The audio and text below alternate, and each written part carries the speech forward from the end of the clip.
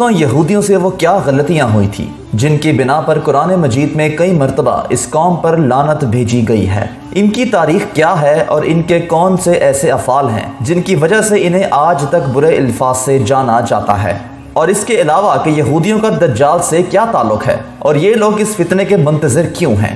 और इसके साथ साथ हिटलर से पहले रूमी बादशाह टाइटस ने यहूदियों को गर्म तेल में बेदर्दी के साथ क्यों मारा, ये तमाम बातें आज की वीडियो में हम डिस्कस करेंगे, जिसके बाद आप यहूद कौम की पहचान और तारीख के बारे में जान जाएंगे। इसलिए देखने और सुनने वालों से गुजारिश है कि इस वीडियो को आखिर तक लाजमी देखिएगा। तो आइए चलते हैं मौजू के असल हिस्से की जानिब। दोस्तों, इस बात में कोई शक नहीं कि यहूदी अल्लाह ताला की सबसे लाडली कौम थी। इस कौम का जिक्र कुरान मजीद में बनी इसराइल के नाम से किया गया है, जो कि हजरत याकूब अलैहिस्सलाम की कौम थी। अल्लाह ताला ने इस कौम पर अपनी बेशुमार करामात की हैं, जिनमें सबसे काबिल जिक्र मनो सलवा है। लेकिन इसके बावजूद ये कौम राह रास्त पर ना आ सकी और गुमराह होती चली गई, और एक वक्त ये आया कि ये कौम अपने ऊपर होने वाली तबाहकारियों से पहचानी जाने लगी। दोस्तों, होलोकॉस्ट का जिक्र हो या किसी इस्लामी रियासत से लड़ाई का मामला, हर मामले में इस कौम को इंतशार पसंद कौम के नाम से जाना जाता है। और इस बात को भी झुटलाया नहीं जा सकता कि इस कौम पर अल्लाह ताला ने सबसे ज्यादा नबी भेजे, इसलिए ये कौम मुंतजिर है कि अल्लाह ताला उन पर एक मर्तबा फिर मेहरबान होंगे। उनका मानना है कि अल्लाह ताला की तरफ से उन पर एक मसीहा भेजा जाएगा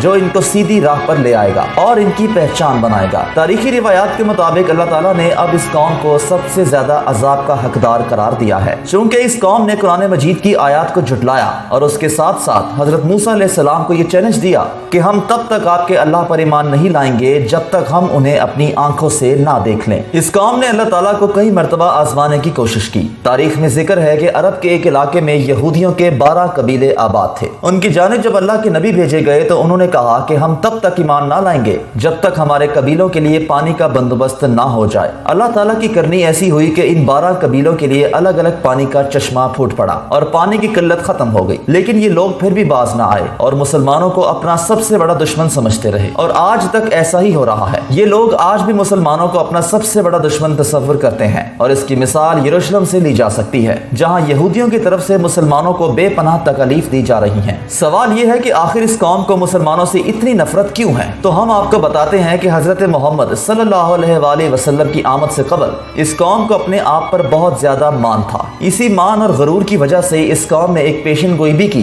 कि एक नबी आने वाला है जो आखिरी नबी होगा। लेकिन हजरत मुस्तफ़ा सल्लल्लाहु अलैहि वसल्लम की आमद के बाद इनका सारा गरूर खाक में मिल गया, क्योंकि आप सल्लल्लाहु अलैहि वसल्लम उनके कबीले से ना थे बल्कि बनु कुरैश के कबीले से थे। और यही वो वक्त था जब यहूदियों ने अपनी नफरत अंगेज चालें चलनी शुरू की, और ये नफरत का वो सिलसिला हुआ जो आज तक फलस्तीन में नजर आता है। इनके साथ कुछ ऐसी बैरूनी ताकतें हैं जो इनके इस एजेंडे में शाना बशाना खड़ी हैं। ये लोग कोई ऐसा मौका नहीं जाने देते जिसमें मुसलमानों को फलस्तीन में तकलीफ ना पहुंचाई जाए। दोस्तों, इसके अलावा यहूदी ज़माने कदीम में हजरत मोहम्मद सल्लल्लाहु अलैहि वसल्लम का मजाक बनाया करते थे और उनसे अजीब सवाल पूछा करते थे, और जब आप सल्लल्लाहु अलैहि वसल्लम उनका जवाब देते तो ये लोग उनके जवाब पर तंज करते। यूं समझने के इस कौम ने माज़अल्लाह दीन इस्लाम को कम से कम तर बनाने की कोशिश की। ये लोग अरब के कबीलों को हजरत मोहम्मद सल्लल्लाहु अलैहि वसल्लम के खिलाफ भड़काने की कोशिश करते। उनका मकसद महज ये था कि तमाम लोग इस्लाम के खिलाफ हो जाएं, लेकिन ऐसा ना हो सका।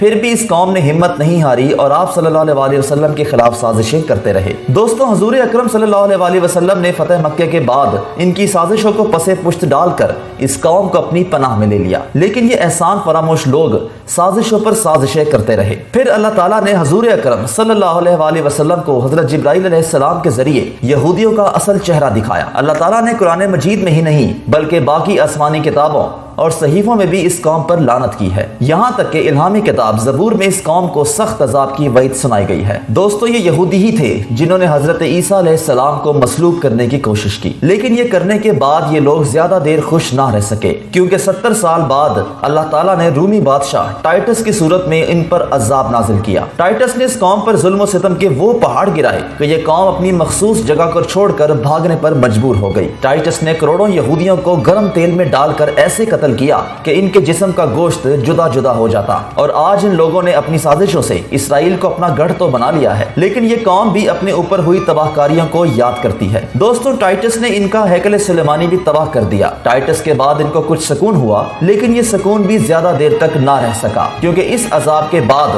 ایڈولف ہٹلر نے ان لوگوں کو بے دردی سے موت کے گھاٹ اتار دیا۔ ہٹلر کو یہودیوں سے سخت نفرت تھی۔ ہٹلر کی طرف سے کیے جانے والے حملوں کو ہولوکاسٹ کا نام دیا جاتا ہے، اور آج یہ قوم دنیا کی امیر ترین قوم بن چکی ہے۔ یہ لوگ آج بھی ہیکل سلیمانی کی باقیات پر سر مار مار کر اپنے مسیحا کا انتظار کر رہے ہیں، جو ان کی رہنمائی کرے گا اور ہیکل سلیمانی کو دوبارہ تعمیر کرنے کے لیے مسجد اقصی کو تباہ کرنے کی کوششوں میں ہے۔ ہماری اللہ پاک سے دعا ہے کہ فلسطین کے مسلمانوں کو اپنے حفظ ایمان میں رکھے، اور بیت المقدس کے لیے صلاح الدین ایوبی یا عمر بن عبدالعزیز رحمۃ اللہ علیہ جیسا کوئی رہنما بھیج دے۔